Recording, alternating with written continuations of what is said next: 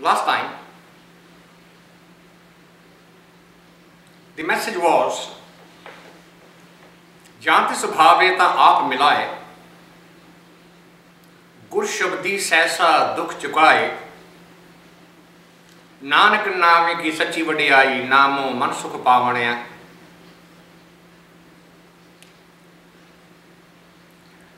As we have been going through this, we are discovering that whenever we are instructed to do something, right away there is a reminder that while you are doing, don't become the doer. Whatever you are performing, whatever work you are doing for your inner growth, detach your eye from it. Don't have the consciousness that I am doing it, I am meditating, I am sitting quietly, I am trying to control my ego, I am trying to control my anger. If that memory remains with you, you might be able to control your anger, but your ego will go up by the same amount. So, sum total would be totally ineffective. So that's why whenever there is a reminder, then there is to do something, there is another reminder which says, janti subhave ta aap milaye. If you are achieving any state of accomplishment, it's not your doing. It is His grace. It is His blessing. Always remember that. It is His blessing. Janti sabhave. He wanted it that way. That's why it is that way. Not because you wanted it. So in all of the oh God. See, that's your cake.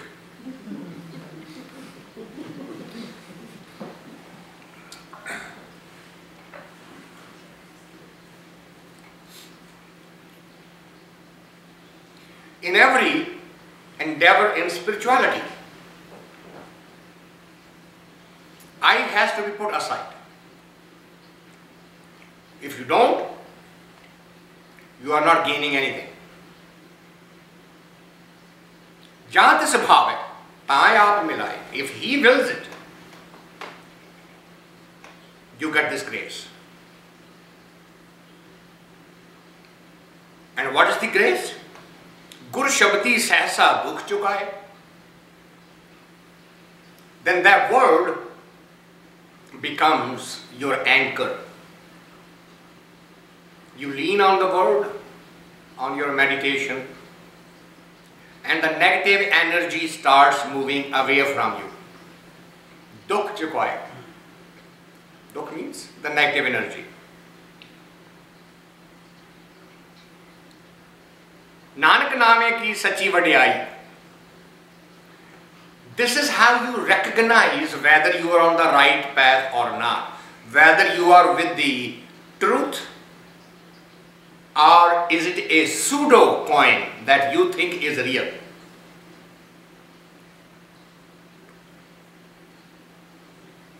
Buddhism says we first create our thoughts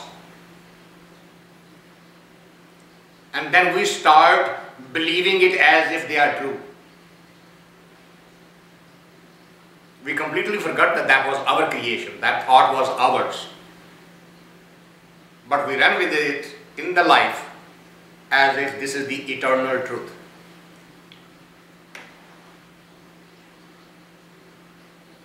Most of the time it is a pseudo coin. It's a false coin. How do you know you have the real coin in your hand? Nanak naame ki sachi vadiyai. The truth is known by its effect inside your heart. If the noise level inside your mind and in your heart is going down, then it is not a pseudo coin. But if the noise increases, then you know it's a base coin, it's a pseudo coin. That's what is happening to today's young generation.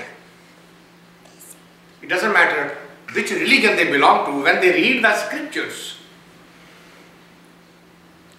and they come across these stories which are to a scientific mind completely illogical, they stop. Please explain. And if you cannot, you will lose the generation. That's guaranteed. If the parents cannot answer the legitimate questions of their children, they will lose them, because then they will start leaning on their peers. Then it becomes a blind leading a blind. And they get all kinds of wrong ideas. Then it becomes difficult to shake. It is the responsibility of the parents to help them distinguish between Nanak Naame ki sachi vadiyai, such, the truth, the pure. No compromise in that. If you stay with that thought, then namo mane sukh paavni-aa, then your inside, your mind, slowly starts settling down. It becomes quieter. The noise level inside goes down. I was listening to a talk on the television, a scientific talk. Some of you may, there is a organization called TED, T-E-D, TED, and they host talks which are quite, and you have to have some original research to appear on their stage. And here is a scientist, young man, and he came on the dais and said, I just need 10 minutes of your time. And if you ask me what I'm going to do with that 10 minutes, I just want you to do nothing. And when I am saying nothing, I mean nothing. Everybody was confused. And he said, I repeat, nothing means nothing. Not a thought, not a memory, not an analysis, no telephone, no television, no book, no newspaper. Just sit and do nothing for just 10 minutes.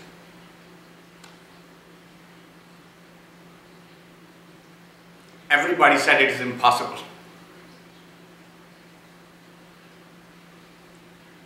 And he said, this is all I'm here to tell you. You need to take 10 minutes out of your life where you are just going to sit and do nothing. If you start that practice today and you stay with it, soon enough you will know the difference. And let's not make any theories out of it. Let me not tell you any stories about it. Just give me 10 minutes out of your total life. I thought it was a very effective way of talking to a scientific mind. No Indian mumbo jumbo, no philosophy of gods and spirit and this and that. Just do nothing, just sit. Because if you are thinking, then you are doing something. Get to a stage where you are doing nothing, just for 10 minutes. Because those 10 minutes will take you namo mane sukh paavni-aa. You will see the inner bliss. You will see the peace and quiet. Something inside will change you. And you will observe for yourself. Don't ask anybody what is going to happen. Don't make another thought out of it, another philosophy out of it. Don't try to explain to others what happened. Just tell them, you find out what happens to you. That's it. Then the mind starts slowing down. That peace, that quiet is invaluable. Once you get the taste of that peace, that quiet, you will never go away from it.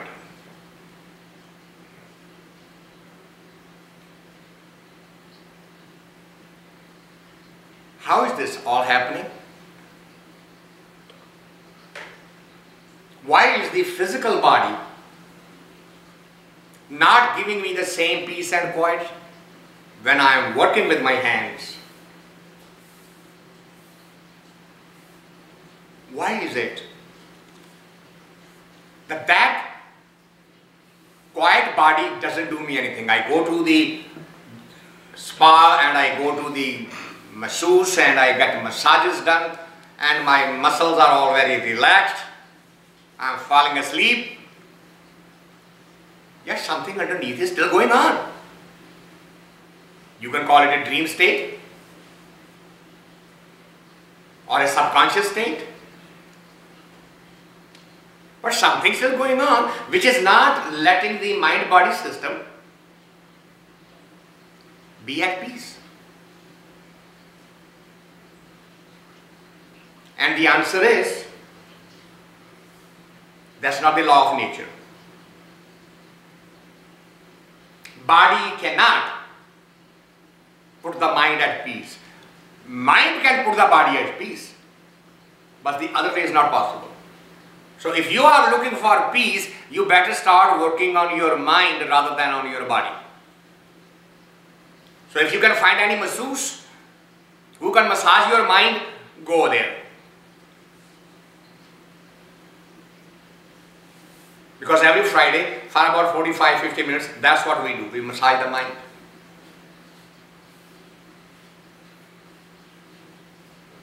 That's why body may be sitting in any posture. It doesn't matter. But the mind is captured. And there is a certain quiet because of that. His energy is related with the inner self, and we keep on focusing on the outer self. And the Western mind has a very difficult time with this concept. The closest the Western mind came is when Freud and Jung and those psychologists started talking about psychoanalysis. Until that, Western European mind had no idea. But then Carl Jung and Freud was only concerned with social interaction. So why we send somebody to the psychologist or psychiatrist? Well, his or her behavior is not according to what normal society does. That's the definition. Who's crazy? The one who's not conforming to the society at the moment. And how crazy is that thought? You're living in this part of the world and you're all wearing clothes and you think it's normal. Go to the Amazon jungle or African jungle and find out who's the crazy one. Because they have no concept of clothes. They will call you crazy. And the reverse, if you run without the clothes in the street, then this place will call you crazy.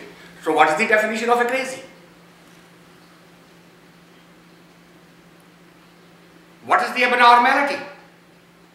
Not conforming to the current available laws of the society.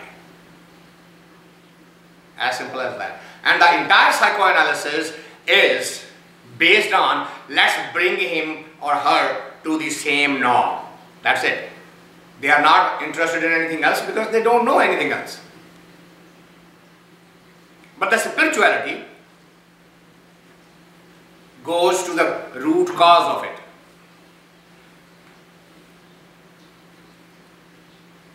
How does it go there? The next hymn answers that question. It says, Nirgun, sargun, aapay, soee.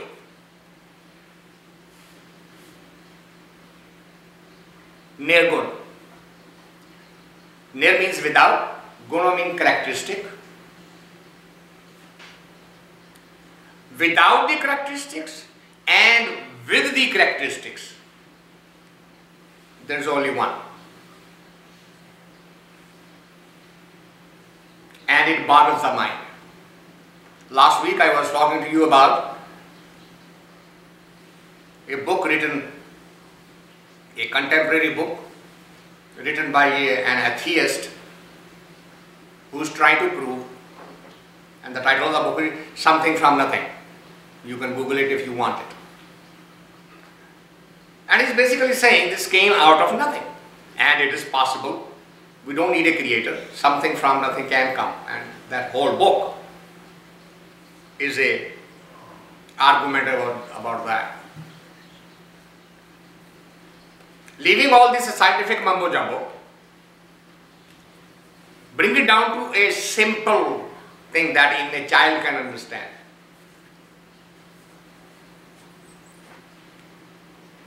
When you tell a child that there is a creative force and it's all powerful, omniscient, omnipresent, all knowing, and that created this whole world, child will accept that logic without question. You give the scientific hypothesis that there was a speck of dust that was so dense that it couldn't contain itself and it exploded. And then when you ask them, where did it get the energy to explode? Now they are stuck.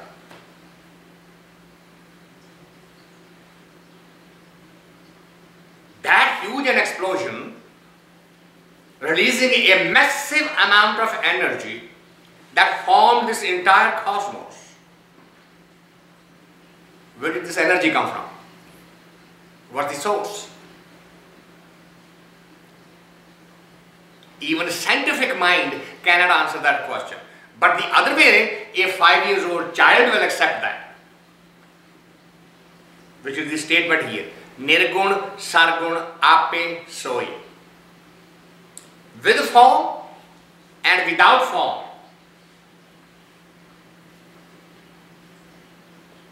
The form is a representation of the formless.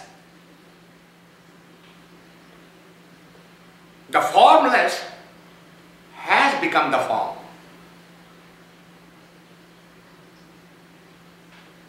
And it is playing with you. The game of hide and seek. Come look for me, I am hiding right inside you. The entire spiritual journey is exactly that. Playing hide and seek with God. And if you go looking for him outside, you are going to get lost. Because the rule of the game is, now I am hiding inside you. Find me inside you. And we forget the law and we go out. So we go to various religious places and we are going to bathe in this water and in that water, or we are going to go to this basilica and this. The whole of the world is running around trying to find something outside when the requirement is to go inside. Nirgun sargun aapay soee, tat pachhaanai so pandit hoy. Now tat means the essence. Pachhaanai means to recognize it. Pandit means one who knows experientially, not intellectually. There are two words. One is a Brahman, other is a Pandit. Third word is Baman. The Ra is not present there. Baman means the one who is completely lost in the outer rituals. Brahman is the one who is actually looking for the Brahm, who is trying to be one with the Brahm, the creator. And the Pandit is the one who has actually received it, gone there, who has achieved it. Tat pachhaanai so pandit hoy. The one who actually experienced the essence of the creator is the true Pandit. No intellectual justification. No the language in gymnastics. Those of you who want to know how the language gymnastics is used, take a book by George Bernard Shaw and another by Mark Twain. They are contemporaries. You would not be able to finish a page of Bernard Shaw without looking it up in the dictionary, because that is his real name to the fame.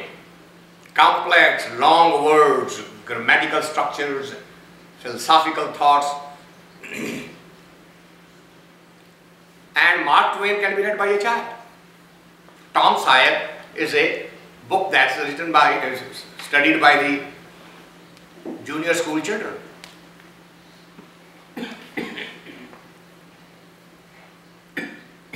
Spirituality doesn't want you to become a knowledgeable person. Spirituality wants you to actually know it, experience it, become a true Pandit. Tat pachhaanai so pandit hoy, aap tarai saglay kul taare har naam man vasaavani-aa. Only those who have actually been blessed to that level can actually help somebody else. Aap tarai, they serve their own purpose, and then saglay kul taare, everybody around, they can help them. That's how you distinguish between a real one and a fake one. This is a litmus test. Any guru or baba or sant comes from India, here is a test for them. What are they asking you? What are they seeking from you? If they are seeking anything, they are not for you. If they are only to give you, put you in touch with the path, they are not here to collect the membership. If you find someone like that, listen to that. If not, save your money. It's not going to help you. Only those who tat pachhaanai so pandit hoy, aap tarai saglay kul taare har naam mane vasaavani-aa. They have the word in their heart and they pass on the word to you, and the end of discussion. Rest is all up to you. Ha-umai jee-o har ras chakh saad paavni-aa.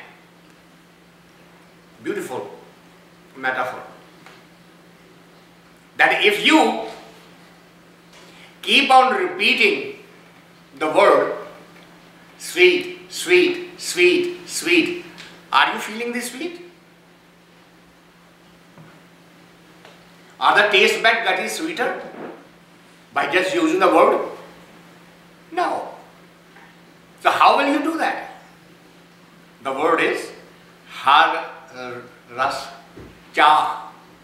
Chakhana means to taste. Actually put it on your tongue and taste it. Only then you will know if it is sweet or not. Similarly, the word by itself, if it is not becoming part of your being, it's not going to help you. If you do not have any faith in it, confidence in it, it's not going to help you. But if you do, ha-umai jee-o har chakh, saad paavni-aa. Once you taste it, saad means the taste. Once you taste it, then you become eligible to har ras chakhe se jan nirmal, nirmal naam Dhi-aavani-aa rahaa-o. If you are the kind who's only collecting the information, that is just knowledge.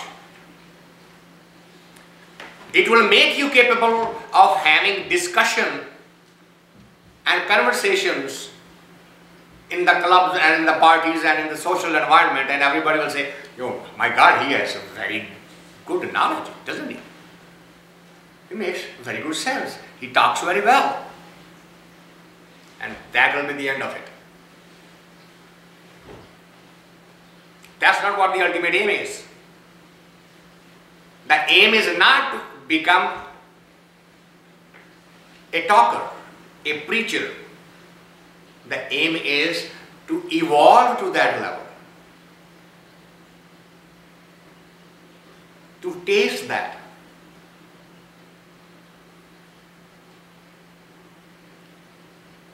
So nihkarmee jo sabad beechaaray. Definition. Nihkarmee, the one who can act without attaching the I with it. Karma means the action. Nih means do the action without the I attached with it. And it says it is only possible if you have understood the essence of the meditative process. So nihkarmee jo sabad beechaaray. If you don't think about it and go deeper into it and just start copying somebody, there's a beautiful metaphor. I think I have shared that with you. It bears repeating here. That somebody used to train parrots and used to sell parrots, trained parrots. He had to go to the next village and he had his favorite trained parrot with him. He didn't want to leave him alone, so he took the cage with him. On the way, he found a hut in which a yogi is meditating. So he goes to that yogi and says, "Would you please do me a favor? I am going to the next village. I don't want to be carrying this parrot with me. Do you mind if I hang this parrot in your hut here? And all you need to do is just put some water and some feed. Here is the feed. You can use that. You don't even have to buy that." And yogi says, "Look, I have no problem that the parrot should be in the hut. But I'm a meditator. If I go into meditation and the bird flies away, don't blame me. But I'll promise you he will not die starving." There was no choice, so he left the parrot, went on. When he came back, the parrot isn't there. What the yogi had done, every evening he will go to the parrot and repeat 4 lines. The hunter is coming. He is going to throw the net. On the net he is going to throw the feed. But we are not going to be trapped. So now they slowly, once the parrot learned these 4 lines, the hunter is coming, throwing the net, scattering the feed, but we are not going to be trapped. शिकारी आएगा, जाल बिछाएगा, दाना पाएगा, पर असां फसना नहीं. When he learned it, he opened the door. The bird flew away. When he came back, asked the yogi, "Where's my parrot?" He said, "I'm sorry, he flew away. But as I promised you, he didn't die of starvation." Okay, I'll go get some more. So he goes home, gets his net, goes to the place where the parrots are sitting, and in a loud voice, the whole tree is singing this in a single voice. The hunter is coming, he's going to throw the net, he's going to spread the feed, but we are not going to be trapped. When he listens to that, oh my God, know what I'm going to do? Who taught them this? He is sitting with his head down like that, and somebody walks by. He said, "What's your problem? Why are you sitting so sad?" He said, "Look, this was my livelihood. I used to catch these parrots, train them and sell them. Now they all are saying we are not going to be trapped." So he stands under the tree and he takes a look like that, and he notices that there is one branch on there is only one bird, and the rest of the tree is filled with the rest of them. So he figured out that this guy seems to be their leader. So he asked him, "Look, it's a dime worth of seed. Why don't you throw the net, throw some seed and see what happens?"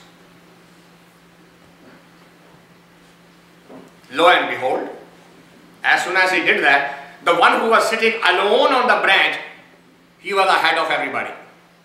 And when everybody followed him, the whole of the net is filled. He tied the knot. He caught all of them. He can't figure it out. He then called him, "What is your trick? How did you know that?" He said, "Look, I am a preacher. This is how the preaching works nowadays. When I looked at it, I saw that there should be one preacher and the rest are followers. This is what we do. We read, we repeat, and when the real time comes, everybody is caught. Because preaching doesn't go to anybody's head. It's just a learned mantra to repeat it. That's what the preaching is today. Because when the real test comes, we're back to square one.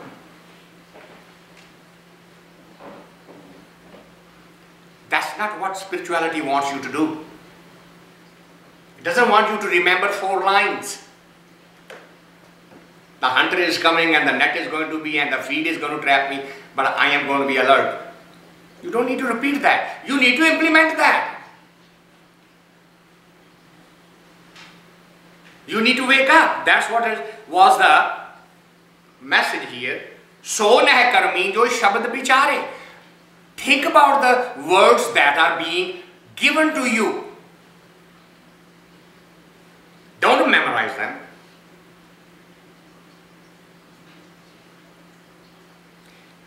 If you go to the doctor and say, "I have a pain here," and he says, "Okay, here, this is the tablets and this is the balm and this is the thing," gives you a list.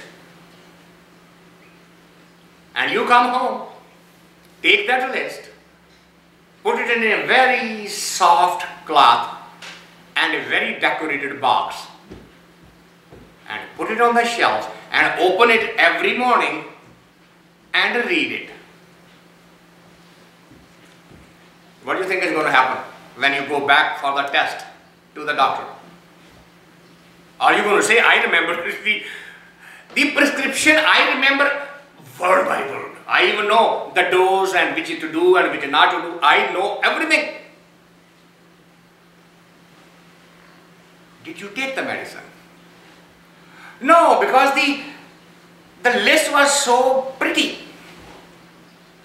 And I have preserved it, decorated it, and I read it every day.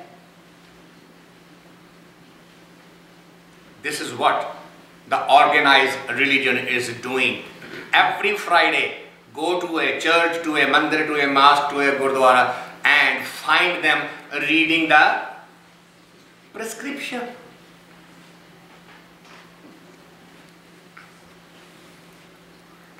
Think about it.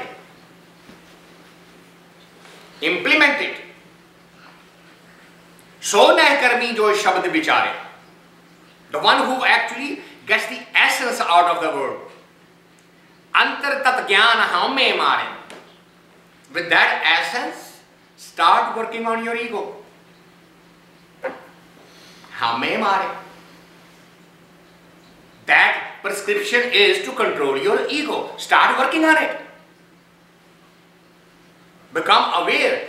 It will show you its face in numerous different ways and you wouldn't even know. More you go deeper, you will realize, here it is presenting it this way, here it is presenting that way. Antar tat gi-aan ha-umai maaray, naam padarth naun paa-ay, tarai gun make samaavani-aa.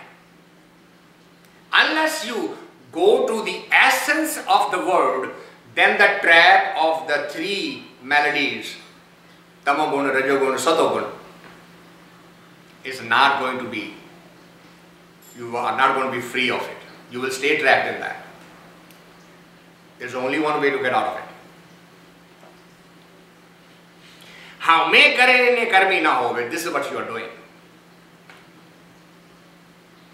Every action, your I is attached with it. Because the I is attached, if I am the doer, then its reward and punishment is mine. It's not nobody else's. Ha-umai kare nihkarmee na hove. You are not going there. Because your ego is going up and up with every little thing, every passing day. Whenever we tell our children, I am your father. What is that I? Where is this parental edict coming from? That's the enforcement of my I over my child's I. It has shown up and we are going to hide behind nice sounding word. Hey, a father is supposed to be responsible and teach the child, is he not? Yes, he can teach the child, but does he have to impose his I on it? Think about it. Beechaaray. Think about it. Don't you have another way of communicating with your child? Other than, I am. As the child grows up, guess what? He starts also saying, I am. I'm not a kid anymore. The teenager girl says, I know better than you do, ma'am. What do you want to know? You heard that story. The father tells to the wife that the daughter is now coming of age. You need to have a mother and a daughter talk with her. So she sits down with the daughter. We are going to have today mother and a daughter talk. And the daughter says, yes, mom, tell me, what do you want to know?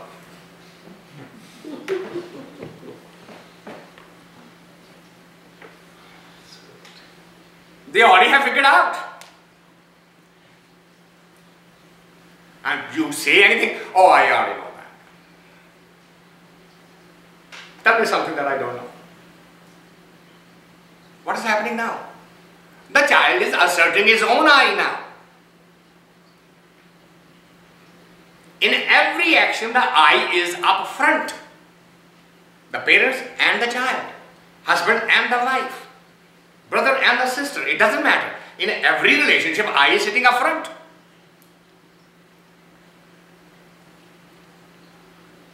Ha-umai kare, nihkarmee na hove.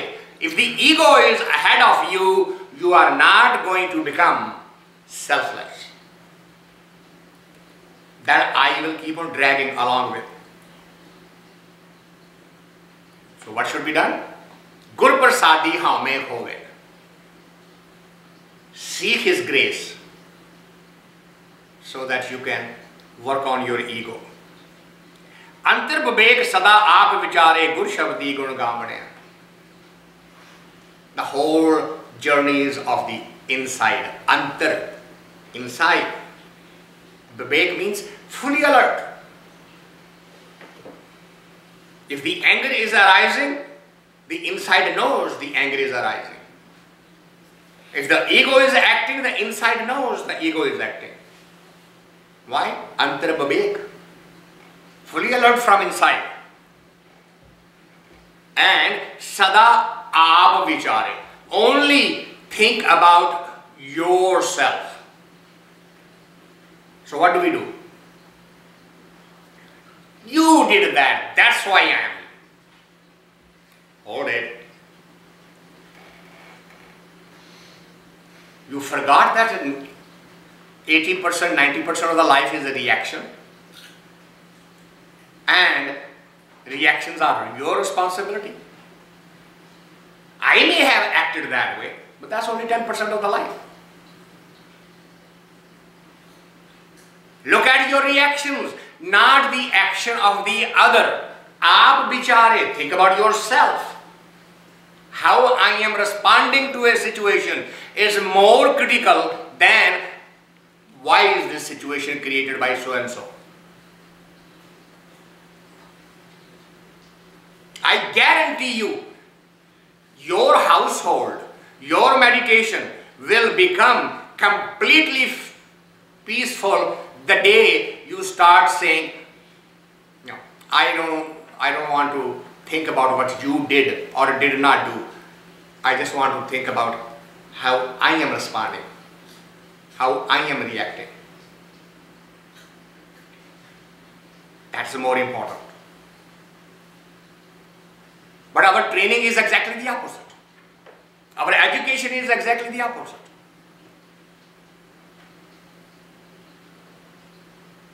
Gurdjieff, a German mystic, he says that I was 9 years old, went to the school and picked a fight with a class fellow. I came beaten and bruised, and my father asked me what happened. And I told him someone was picking on me and I hit him. And my father told me, okay, I'm going to give you a solution to this problem, a formula to this problem. So what is that? Whenever somebody picks on you or does anything to you and you want to respond back, wait 24 hours. After 24 hours, if you still want to respond back, go, do that. But think about your response for 24 hours.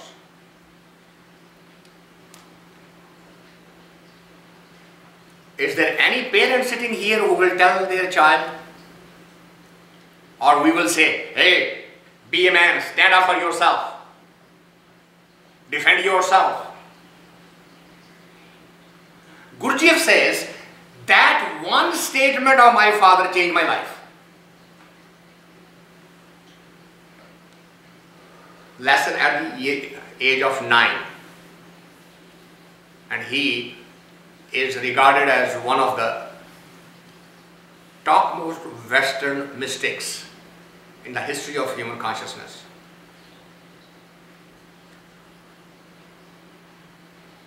Watch your reactions. But we don't do that. Why? Because we are not trained, we are not taught, we are taught exactly the opposite.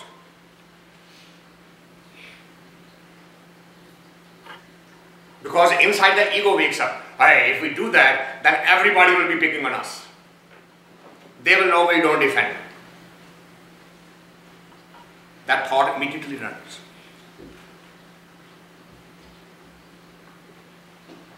You can go back and get even if you want to. Wait 24 hours.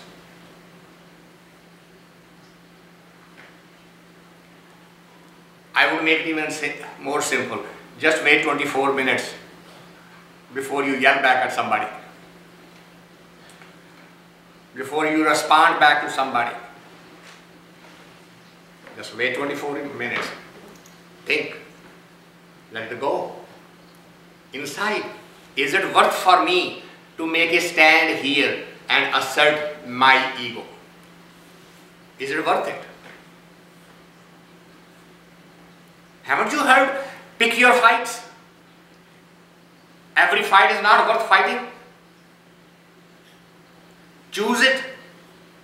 Something must be worth it.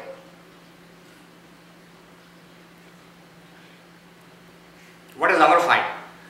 I called you 5 minutes ago to come to the dinner table. What were you doing upstairs? Stop the fight. Is it worth that?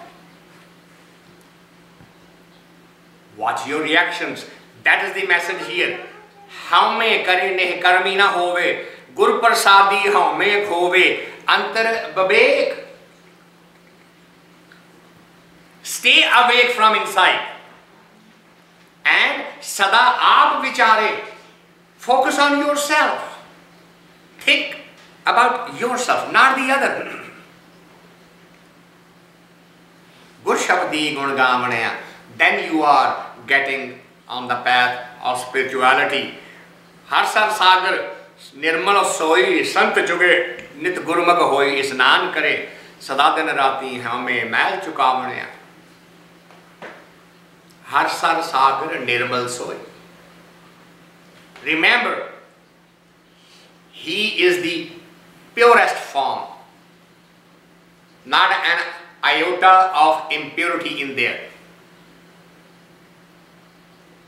Har sar sagar nirmal. Mal means the impurity, nir means without. Hari, the creator, is the purest form. And if you are going to taste that, you're going to have to make yourself worthy of it. Sant chuge. The one who has made himself worthy of it. Sant chuge nit gurmukh hoy isnan kare sada din rati. Isnan literally means to bathe. Bathe in what? Thought, the purity, the meditation. Day and night, stay immersed into that thought process, self-analysis, inner analysis. Stay with that. Slowly, slowly, ha-umai mail chukaavani-aa. The impurity of the ego will start going down, provided you stay on that path. So, according to the allotted time, we will take a pause here. Thank you all for coming. And if there are any comments or questions, now is the time.